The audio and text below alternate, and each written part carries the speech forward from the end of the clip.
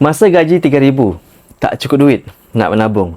Jadi tak menabung. Masa gaji naik dari 3,200 pun masih tak cukup untuk menabung. Saya yakin kalau bulan depan gaji kita dinaikkan dari 3,000 kepada 10,000 pun, kita tetap tidak boleh menabung 7,000. Kalau ikut logik, 10,000 gaji baru kita boleh menabung 7,000.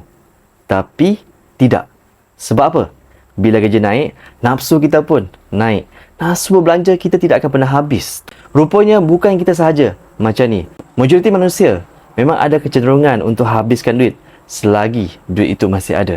Saya dulu pun macam ni tumpuan. Saya fikir kalau habit macam ni, sampai bila pun saya tak akan bertambah kaya. Simpanan asyik bocor sahaja. Hinggalah saya jumpa cara paling mujarab untuk menabung, iaitu menabung dalam bentuk emas. Bentuk emas ini, dia lain.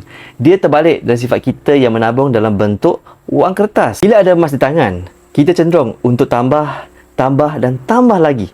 Susah untuk boros. Sebab itulah, kita selalu dengar ramai penyimpan emas menabung dalam bentuk emas sampai boleh beli kereta cash. Dan itu merupakan satu perkara biasa bagi penyimpan emas. Bagi tumpuan nak mula menabung emas pada hari ini, mudah saya tumpuan. Pertama, boleh follow saya.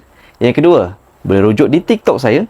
Saya sudah sediakan langkah-langkah untuk bermula.